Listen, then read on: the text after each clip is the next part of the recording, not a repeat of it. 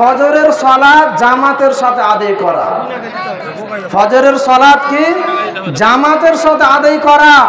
আচ্ছা এবার বলুন তো দেখি, এই ঈদগাহের মধ্যে যদি একটু লক্ষ্য করে দেখি তাহলে 95% মানুষ ফজরের সালাত আদায় করে, 90% মানুষ ফজরের সালাত আদায় করেনি। তাহলে আপনি ফজরের সালাত ফরজ বিধানকে বাদ দিয়ে আপনি যদি ভাবেন যে আমি এই ঈদুল ফিতর পালন করব, নেকি অর্জন করব, তাহলে এটা আপনার সম্পূর্ণ ভুল ধারণা। আগে আপনার ফরজ সালাত, কেননা আল্লাহ রাসূল সাল্লাল্লাহু আলাইহি সাল্লাম বলছেন আউয়ালু মা ইউহাসাবু বিহিল আবদু ইয়াউমাল কিয়ামাতি আস-সালাহ, কাল কিয়ামতের দিনে সর্বপ্রথম যে হিসাবটি হবে, যেটা ছাড়া মানুষের কোনো আমল গ্রহণযোগ্য হবে না, সেটার নাম হলো সালাত। আপনি এই ঈদের সালাত আদায় করছেন, কাল কিয়ামতের দিনে আল্লাহ আপনার এই ঈদের সালাত দেখবে না। প্রথম নাম্বার যেটা শর্ত সেটা হলো ৫ ওয়াক্ত সালাত। সম্মানিত উপস্থিতি, অতএব আমরা যারা ফজরের সালাত জামাতের সাথে যারা আদায় করেনি তারা হলেন ক্ষতিগ্রস্ত। আর যদি আপনি ফজরের সালাত জামাতের সাথে আদায় করে থাকেন তাহলে আপনি হলেন লাভবান। সম্মানিত উপস্থিতি, এবং ঈদুল ফিতর উদযাপন করবে কারা, ঈদের দিনটিতে আনন্দ করবে কারা? আল্লাহ রাসূল সাল্লাল্লাহু আলাইহি সাল্লাম বলছেন ঈদুল ফিতর বছরের মধ্যে মুসলিমদের জন্য 2টি আনন্দ উৎসবের দিন, তার মধ্যে একটি হলো ঈদুল ফিতর। ঈদুল ফিতর যেটা 1 মাস সিয়াম রাখার পরে, রমজান মাসের 1 মাস সিয়াম রাখার পরে আমরা যে একটি দিন আনন্দ করার জন্য পাচ্ছি, সেটার নাম হলো ঈদুল ফিতর। এই ঈদের দিন আল্লাহ রাসূল সাল্লাল্লাহু আলাইহি সাল্লাম বলছেন ঈদের উৎসব পালন করবে কারা? যারা এই রমজান মাসে সিয়াম রেখেছে, কষ্ট করে সারাদিন না খেয়ে উপাসনা থেকেছে, সিয়াম রেখেছে। সম্মানিত উপস্থিতি, এটা কোনো বেনামাজের জন্য এই উৎসব আনন্দের দিন না। এই দিনটি হলো উৎসবের দিন, হলো যারা রমজান মাস 1 মাস সিয়াম রেখেছে, রোজা রেখেছে তাদের জন্য, যারা 5 ওয়াক্ত সালাত আদায় করেছে তাদের জন্য, যারা সাদাকাতুল ফিতর প্রদান করে ঈদগাহে এসেছে তাদের জন্য। সম্মানিত উপস্থিতি, এবং আল্লাহ সুবহানাহু ওয়া তাআলা কি বলছেন যে কুতিবা আলাইকুমুস সিয়াম কামা কুতিবা আলাল লাযিনা মিন ক্বাবলিকুম লাআল্লাকুম তাত্তাকুন। এই সিয়াম, এই রোজা ফরজ করা হয়েছে লাআল্লাকুম তাত্তাকুন, যাতে করে মানুষ মুত্তাকি পরহেজগার হতে পারে। তো মুত্তাকি কাকে বলে? মুত্তাকি হলো যেভাবে সে রমজান মাসে ইবাদত করে 1 মাস কাটিয়েছে, 1 মাস অতিবাহিত করেছে, পার করেছে, সেইভাবে তাকে ইবাদত করতে হবে। আল্লাহ সুবহানাহু ওয়া তাআলা সূরা হিজরের 99 নম্বর আয়াতের মধ্যে বলছেন কি ওয়াবুদ রাব্বাকা হাত্তা ইয়াতিয়াকাল ইয়াকিন। একজন মানুষ, একজন মানব, একজন আদম সন্তান, একজন মহিলা, একজন নারী কতদিন ইবাদত করবে? শুধু রমজান মাস। এই রমজান মাস সীমাবদ্ধ করে শুধু ইবাদত করবে না। আল্লাহ সুবহানাহু ওয়া তাআলা বলছেন সূরা হিজরের মধ্যে ওয়াবুদ রাব্বাকা হাত্তা ইয়াতিয়াকাল ইয়াকিন, একজন মানুষ ততদিন পর্যন্ত তাকে ইবাদত করতে হবে যতদিন পর্যন্ত সে দুনিয়াতে বেঁচে আছে, জীবিত আছে। দুনিয়াতে বেঁচে আছে, জীবিত আছে, ততদিন পর্যন্ত তাকে ইবাদত করে কাটানো হবে। এটা আল্লাহর ঘোষণা, আল্লাহর কথা। আর যদি আপনি রমজান মাসের সিয়াম রাখলেন, রোজা রাখলেন, রমজান মাসে বিভিন্ন আমল করলেন, খুব আল্লাহকে মসজিদে গিয়ে খুব সালাত আদায় করলেন, আর রমজান মাস পার হওয়ার পরে পরে যদি আপনার সালাত ছুটে যায়, যদি আপনি যেইভাবে খারাপ কাজে পরিণত ছিলেন, আপনি যেইভাবে জেনা ব্যভিচার অন্যায় অপদস্থের মধ্যে আপনি নিমজ্জিত ছিলেন, সেভাবে যদি আবার আপনি ঈদুল ফিতর পালন করার পরে পরে আবার সেই সমস্ত কাজে জড়িত হয়ে যান, তাহলে জেনে রাখতে হবে আপনার সিয়াম কবুল হয়নি, আপনার সিয়াম কবুল হয়নি। সম্মানিত উপস্থিতি, কেননা এটা আমার নিজে বানানো কথা না, এটা আমার নিজের বক্তব্য না। আল্লাহ রাসূল সাল্লাল্লাহু আলাইহি সাল্লাম বলছেন যে ওই সমস্ত মানুষ ক্ষতিগ্রস্ত, ওই সমস্ত মানুষ ধ্বংস যারা রমজান মাস পেল অথচ নিজের জীবনকে পরিবর্তন করাতে পারল না। রমজান মাস পেল অথচ পাওয়ার পরেও যারা নিজের জীবনকে, নিজের গুনাহকে ধুয়ে মুছে পরিষ্কার করতে পারলো না, আল্লাহ রাসূল বলছেন তারা ধ্বংস হয়ে যাক, তারা ধ্বংস হয়ে যাক। তাহলে এবার আপনি বলুন দেখি, আপনি রমজান মাসে আপনি 5 ওয়াক্ত সালাত আদায় করলেন, আর ঈদের দিন আপনি সালাত ছেড়ে দিয়ে, ফরজ বিধান ছেড়ে দিয়ে, ফরজ সালাতকে ছেড়ে দিয়ে আপনি চলে আসলেন জুব্বা পরে, আকর্ষণ আর পরিষ্কার পরিচ্ছন্নতা কাপড় পরিধান করে আপনি চলে আসলেন ঈদের সালাত আদায় করার জন্য। এটাই আপনি আল্লাহকে দেখালেন, এটাই আপনি আল্লাহকে দেখালেন যে হ্যাঁ আল্লাহ, আমি 1 মাস ধরে সিয়াম রেখেছি, আর সিয়াম রাখার পরে আমি ফরজ সালাত ত্যাগ করে দিয়ে, ফরজ সালাতকে ছেড়ে দিয়ে আমি এই ঈদগাহে উপস্থিত হলাম। তার জন্য কাল কিয়ামতের দিনে আল্লাহকে কি জবাব দিবেন? আল্লাহকে কি জবাব দিবেন? সম্মানিত উপস্থিতি, অতএব আমরা শুধু এই রমজান মাসে ইবাদত করব তা না, আমাদেরকে জীবনে যতদিন আমাদের এই শরীরের মধ্যে, এই দেহের মধ্যে যতদিন পর্যন্ত আমাদের নিঃশ্বাস চলছে, মালাকুল মউত যতদিন পর্যন্ত না চলে এসেছে, আমাদের মরণের ঘণ্টা, মরণের সময় যতদিন পর্যন্ত না এসেছে, আমাদেরকে ইবাদত করে কাটাতে হবে। এটা হচ্ছে আল্লাহর বিধান, আল্লাহর বাণী, আল্লাহর কথা।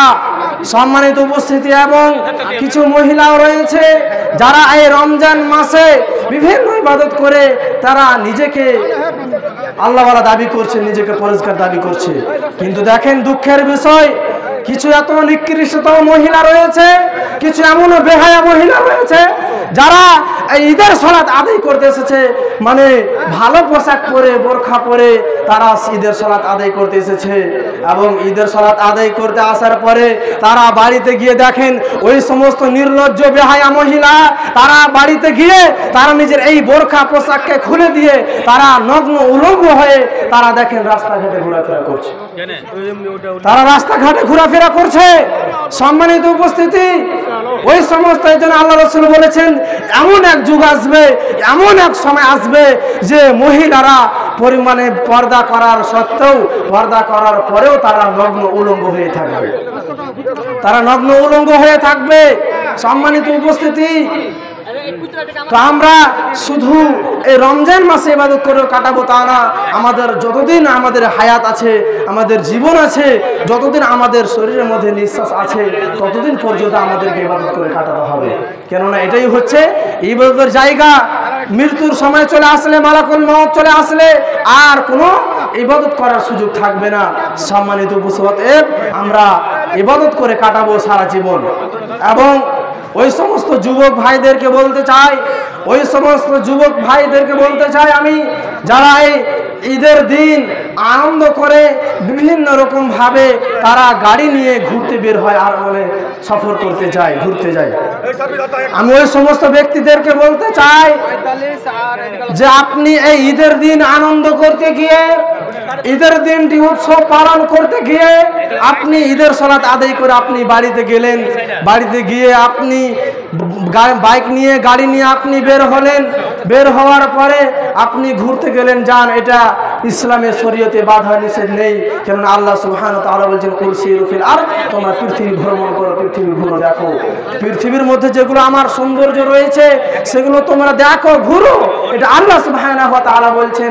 সম্মানিত উপস্থিতি, কিন্তু আপনি আমি কি করেছি দেখেন, এই ঈদের দিন, এই একটি আনন্দ উৎসবের দিন, অনেক বোন, অনেক মা, অনেক মহিলা তারা বিধবা হয়ে যাচ্ছে, অনেক মেয়ে তারা ভাই হারা হয়ে যাচ্ছে, অনেক মহিলা তারা নিজের সন্তান হারা হয়ে যাচ্ছে। সম্মানিত উপস্থিতি, ওই সমস্ত যুবক ভাইদেরকে বলতে চাই যে আপনি নিজের স্ত্রীকে বিধবা করিয়েন না, আপনার সন্তানকে আপনি ইয়াতীম বানায়েন না, আপনার বোনকে আপনি ভাই হারা করিয়েন না, আপনার মাকে আপনি সন্তান হারা করিয়েন না। অতএব আপনি গাড়ি চালাবেন সাবধানে, সতর্ক হয়ে চালাবেন। কেননা মানে বিপদের কোনো সময় নেই, কখন কোন সময় কোন মুহূর্তে আপনার বিপদ চলে আসবে আপনি আমি কেউ বলতে পারবো না, আপনি আমি কেউ বলতে পারবো না।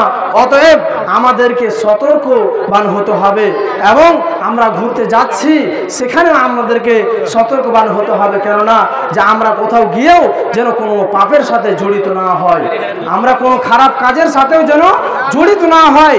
কেননা আমরা একটি ভালো কাজ করার পরে একটি ঈদ মানে আনন্দের দিন, উৎসবের দিন, সেই দিন যদি আমরা খারাপ কাজ করি তাহলে আমাদের মতো দুর্ভাগ্য হতভাগা আর কেউ না, আমাদের মতো দুর্ভাগ্য হতভাগা আর কেউ না। কিন্তু কিছু মানুষ আছে, কিছু মানুষ রয়েছে যারা বলে যে ঈদের দিন একটা আনন্দ উৎসবের দিন, তাহলে আমরা মানে বিভিন্ন রকমের মেলা হোক, ই হোক, ইত্যাদি হোক, তারা ঘুরতে যাচ্ছে। এটা কিসের বাধা? কেন? এটা তো আনন্দের দিন।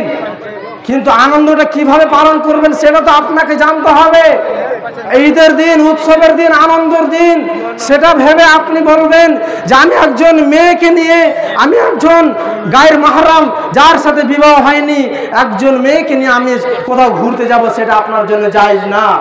আপনি কোনো হারাম যে সব রিলেশন রাখবেন, সেখানে গিয়ে আপনি একজন মহিলাকে নিয়ে ঘুরতে যাবেন, সেটা আপনার জন্য জায়েজ না। এটা ঈদ আনন্দের দিন, উৎসবের দিন, কিন্তু এটা পাপের জন্য আপনার জন্য ছাড় নেই। আপনি অন্যায় করবেন, জুলুম করবেন, গুনাহ করবেন, এর জন্য আপনার ছাড় নেই। সম্মানিত উপস্থিতি, অতএব আমাদেরকে এটা লক্ষ্য রাখতে হবে যেন আমাদের দ্বারায় পাপ না হয়, আমাদের দ্বারাই যেন জুলুম অত্যাচার না হয়। এবং আরেকটি বিষয় যেটা আমাকে বলা হয়েছে যে আপনাদের এলাকায় আশেপাশে বিভিন্ন জায়গায় মেলা উৎসব হচ্ছে, মেলা উৎসব হচ্ছে। সম্মানিত উপস্থিতি, যুবক ভাই বাবাজিরা ও দিন দরদি মা ও বোনেরা, আমি আপনাদেরকে বলতে চাই এই মেলা উৎসব এটা হলো হিন্দুদের রীতিনীতি। অতএব ঈদের দিন, উৎসবের দিন বলে আপনারা ওই মেলাতে যাবেন না, কেননা এটা হচ্ছে শিরকি সহযোগিতা করা। মেলাতে গিয়ে আপনি আনন্দ উৎসব করবেন, আনন্দ পালন করবেন, আপনি সেখানে গিয়ে উৎসব পালন করবেন, এটা হচ্ছে একটি গুনাহের কাজ, মারাত্মক গুনাহের কাজ, এবং শিরকের খাতায় আপনার নাম পড়ে যাবে।